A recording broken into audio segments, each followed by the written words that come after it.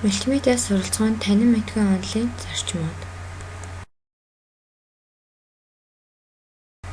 Жишээ: 6 дугаар ангийн газар зүйн хичээлийн нар сарны хэртэлтэй холбоотой жишээг ажиглацгаая. Жишээг харахад зургийн мэдээллийг харахад текстэн мэдээллийг харахад зургийн мэдээлэл орхигдох асуудал гарч байна. Энэ асуудлыг шийдвэрлэхийн тулд боломжийн зарчмыг ашиглацгаая. Боломжийн зарчим. Боломжийн зарчмыг тодорхойлолт, онолын үндслэл, эмпирик үндслэл, захын нөхцөл, жишээ гэсэн 5 үндсэн ойлголтоор тайлбарлая. Тодорхойлолт. Үг болон график бүхий хичээлийг заахдаа үгийг хэвлэж харуулснаас ярих үед сурагчид илүү сайн ойлгодог.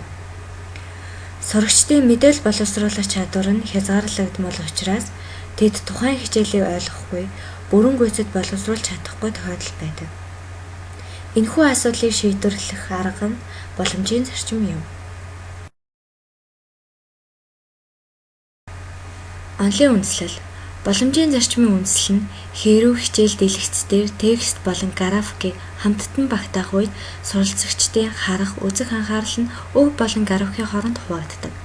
Суралцагчид үг буюу бичвэрийн хэсэг рүү харахад тэд графикийн хэсгийг харах үед үг ам мэдээллийн хэсгийг орхитуулдаг. Үүнийг шийдэх шийдэл нь хэвлэмэл тестний оронд текстийг унших маягаар ам мэдээллийг өгөх нь суралцагчдын мэдээлэл боловсруулах чадварыг үр дүнтэйгээр нэмэгдүүлдэг. Эмпирик үндслэл. Тригонометрийн суурь ойлголтыг дараах 2 жишээгээр үзүүлье. Жишээ 1.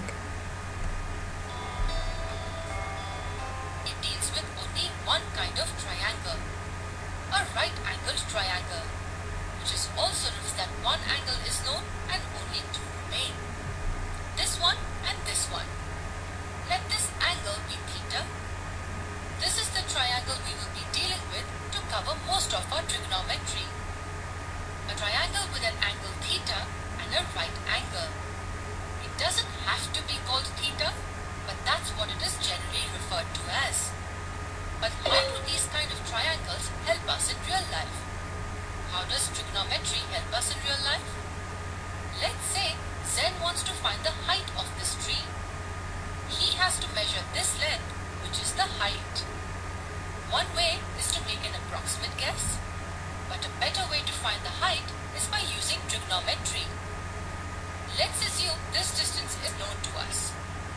Remember, it's always easier to find the distance or the length on the ground than finding the distance vertically. And we can find the approximate measure of this angle, which is theta. With just these two pieces of information, Zen can find the height of this tree. Finding the height of a tree may not sound appealing to you. Жишээ 2. Тригонометрийн суурь ойлголтууд тэгш өнцөгт гурвалж авч үзье. Мэдээж нэг өнцөг нь 90 градус. Эндээс үлдсэн өнцгүүдийг тодорхойлж болно. Энэ өнцгийг дуутдаг юм. Энэ гурвалжны тригонометрид хамгийн их ашигладаг. Мөн дууттай болно. Тэгш өнцөгч бас. Гэхдээ энэ гурвалжин бидний амьдралд ямар хэрэгтэй вэ? Бас тригонометр юунд хэрэг болох вэ? Батыг харцгаая. Тэр энд харагдаж буй модны өндрийг олохыг хүсжээ. Олох нэг арга нь модыг тайрч аваад уртыг нь хэмжих юм. Гэхдээ олоход илүү хэлбэр арга тригонометрийг ашиглах юм. Гэхдээ бид бат болон бод хоёрын хоорондох зайг олох хэрэгтэй. Мэдээж газрын гадрыг хэмжих нь арай хэлбэр. Тэгээд газраас модны ойроо хүртэлх өнцөг дуутав мэддэг байхад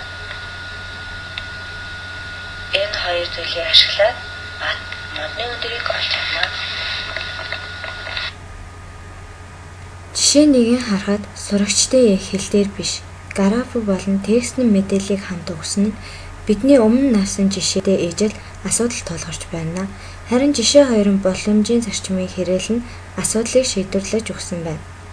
Боломжийн зарчмыг хэрэглэснээр сурагчдын мэдээлэл боловсруулах чадварт ачаалал бага, мөн цаг бага зарцуулж, хараанд ачаалал бага үзүүлж байгаагаараа давуу талтай юм.